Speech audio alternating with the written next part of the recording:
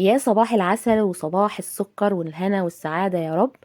النهاردة بقى ايه بعد دور برد شديد قمنا بقى بالنشاط وبالحيوية. هنعمل مع بعض كفتة الرز باللحمة، كفتة سهلة وبسيطة جدا. كيلو لحمة معاه كيلو من الرز منقوع لمدة ساعتين، وبعد كده بتطحنيه في المطحنة.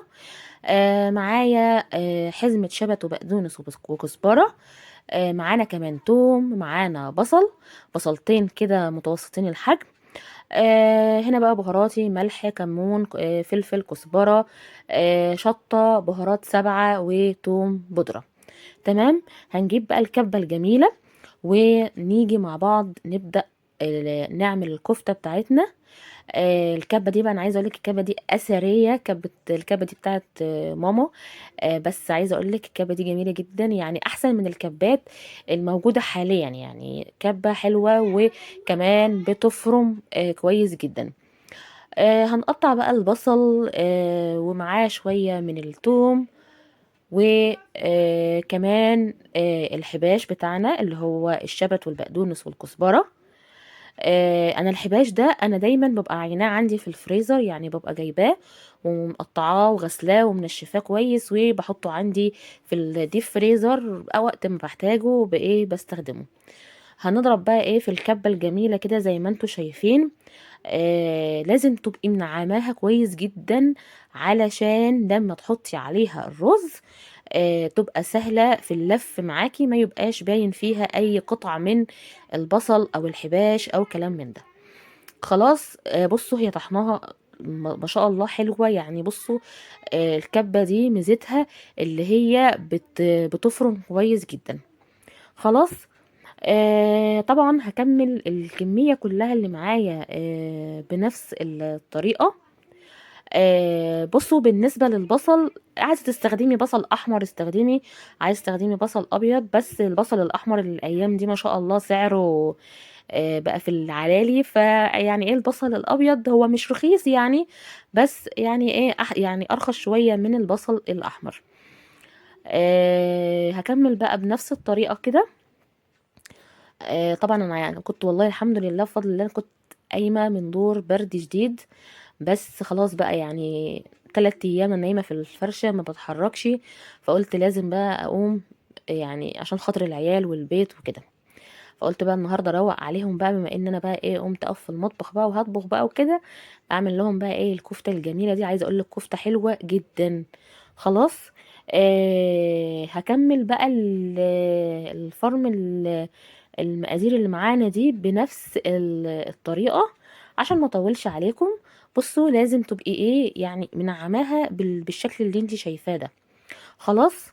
هكمل وارجع معاكم عشان نحط التوابل بتاعتنا.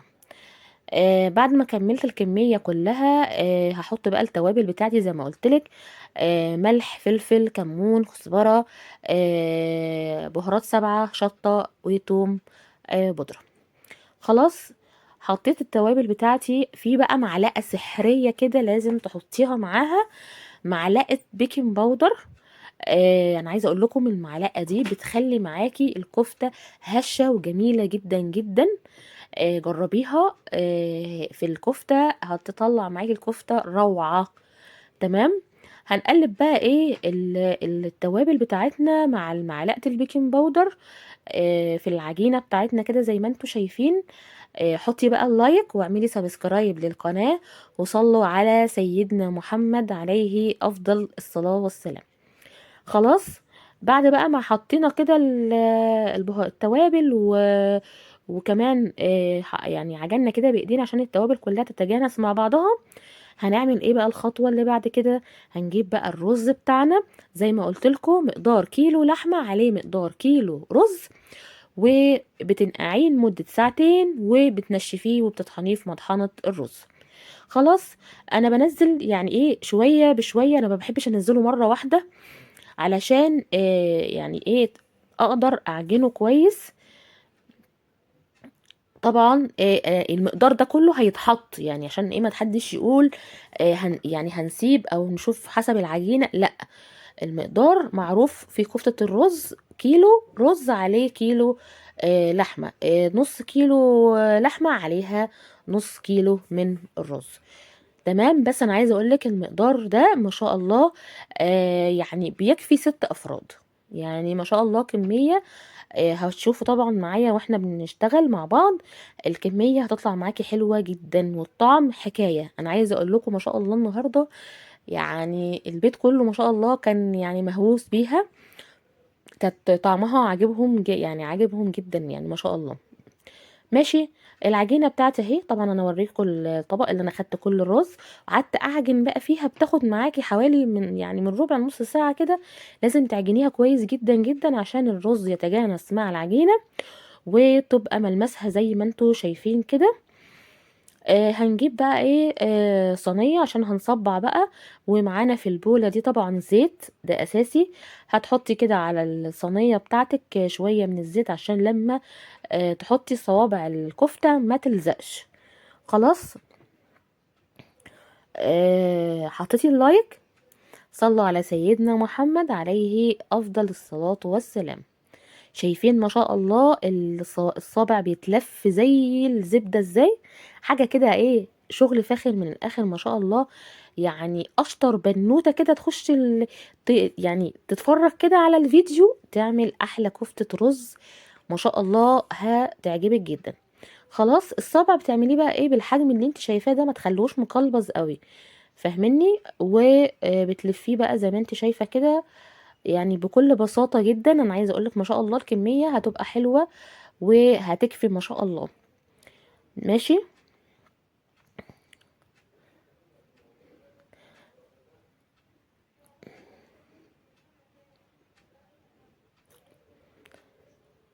هنعمل بقى ايه كل الكميه اللي معانا بنفس الطريقه طبعا.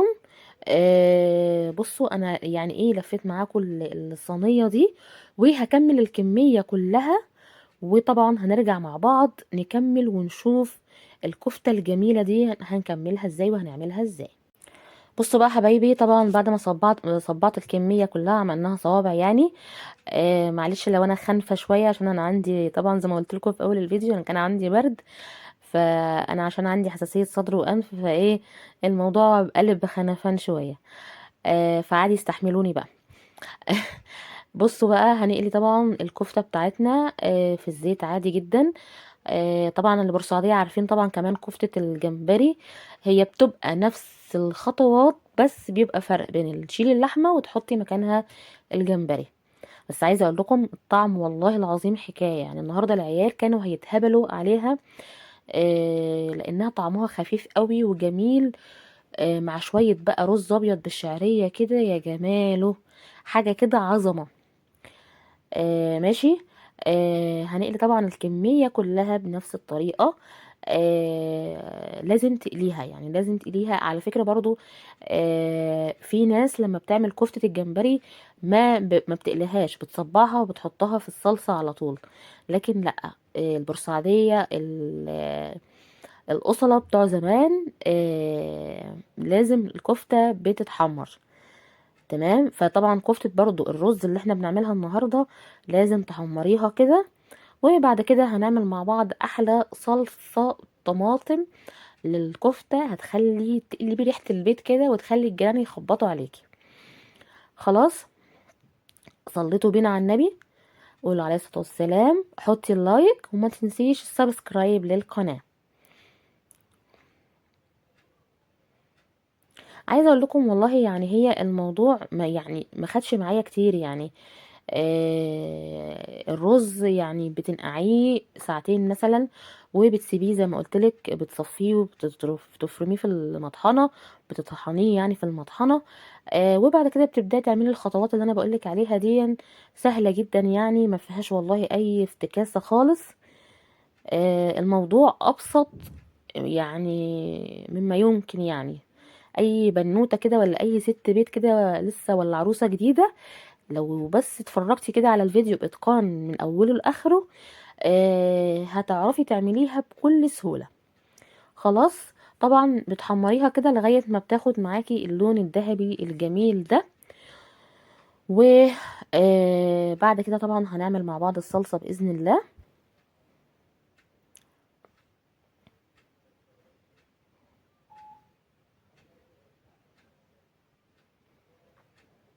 اهم حاجة ما تخليهاش تتحروق منك او تنشفيها قوي، علشان يعني تبقى طرية كده وايه وحلوة معاكي. اول ما بتاخد اللون الذهبي على طول بتطلعيها من المقلاية، ما تخليهاش، اوعي تسهي عليها وتسيبيها لما تتحمر قوي علشان ما تنشفش منك. ماشي يا حبايبي. هخلص بقى انا الكمية اللي معايا، طبعا دي لسه يعني يعتبر ربع كمية مثلا. هخلص الكمية كلها. بصوا حبايبي، بعد ما حمرنا الكفتة بتاعتنا، هنبدأ بقى نعمل مع بعض صلصة الطماطم اللي احنا هنحطها فيها. هي بتتعمل بالزيت، ما بتتعملش بالسمنة. تمام.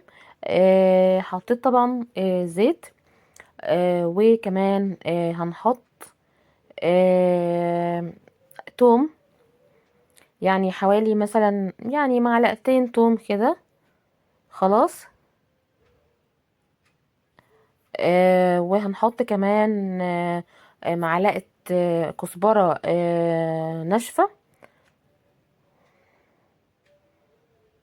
ماشي، دي ما يقارب معلقة يعني. ماشي. وهنبدأ بقى اللي احنا نشوح التومة كده في الزيت مع الكزبرة. عايزة اقول لكم والله الريحة كانت رهيبة، رهيبة ما شاء الله. ماشي. بعد ما يعني ايه هنخلي التوم بتاعنا يبقى يعني مصفر سيكة بسيطة كده. خلاص. هتكوني طبعا طحنة انتي طماطم في الخلاط، ده حوالي يعني نص كيلو طماطم. خلاص. انا بقول لكم مقاديري، يعني انا المقادير سبحان الله دي بتاعتي بالبركة كده، يعني بالكمية اللي انا بعملها لأهل بيتي، يعني فاهميني. بس كمية مظبوطة، امشي بالخطوات، هتطلع معاكي كفتة رهيبة، رهيبة، وهتدعيلي. خلاص. هنحط بقى ايه كيس كده فاين فوز. لو عندك، مش عندك مش مشكلة. انا كان عندي الصراحة في التلاجة فطلعته وحطيته علشان يتقل الصلصة معايا. تمام. صلوا على النبي، وحطي سبسكرايب للقناة، وحطي اللايك الجميل والكومنت. ماشي. هنحط بقى ايه معلقة كمون، هنحط بقى التوابل بتاعتنا نبهر الصلصة. معلقة كمون، وهنحط كمان معلقة فلفل اسود. هتحطي ايه كمان يا رنا؟ هحط شوية شطة، شوية شطة مش كتير، يعني هي يعني ايه حاجات كده بسيطة، بس يعني سيكة الشطة دي بتدي طعم حلو قوي في طعم الصلصة كده بتاع الكفتة كده، لما بتاخدي كده مع الكفتة كده وتحطي شوية صلصة بتدي طعم كده ايه عظمه يعني. ماشي. والملح بتاعنا، لان طبعا احنا حطينا ملح مع العجينه وهنحط ملح في الصلصه، فلازم تبقي مظبطه الملح بتاعك علشان ما تبقاش حادقه معاكي. خلاص. هنسيب الصلصه بتاعتنا اول ما تبدا يعني ايه هتخش بقى في اللي هي تغلي كده، نبدا نسقط فيها الايه الكفته دي. الكميه كلها ما شاء الله كميه حلوه جدا وكتيره، يعني مش قليله. ماشي. هدي بقى النار وتبداي تنزلي الكفته بتاعتك كده. عايزه اقول لكم بصوا، عارفين حراميه علي بابا؟ انا عيالي النهارده كانوا واقفين في المطبخ حراميه علي بابا، ياخدوا صبع كفته ويطلعوا يجروا على بره، ياخدوا صبع كفته ويطلعوا يجروا على بره. بصوا حراميه علي بابا النهارده كانوا شغالين عليا. هنقلب بقى الكفته بتاعتنا كده، وطبعا هنبقى مخلين النار وسط، يعني النار ما تبقاش عاليه قوي. ماشي. ونسيبها بقى تغلي تغلي وتتظبط كده، وهوريها لكم بقى في نهايه الفيديو. بصوا بقى يا حبايبي ما شاء الله، الرز بقى بالشعريه بقى العسل بتاعنا، والكفته بقى وجمالها، عايزه اقول لكم حاجه كده عظمه، طعمها حكايه. اللهم بارك يا رب، يا رب يجعلها بألف هنا يا رب عليكم. بصوا بقى، تعالوا بقى بصوا، شايفين طرية ازاي؟ بصوا الجمال، شايفين الحلاوة؟ يعني من ريحتها من ريحتها ما قدرتش اقاوم، قلت لازم ادوق معاكم. طرية جدا وجميلة قوي قوي قوي قوي. حاجة كده والله العظيم تحفة. يا رب يكون الفيديو عجبكم، جربوها بإذن الله. حطي اللايك، اعملي سبسكرايب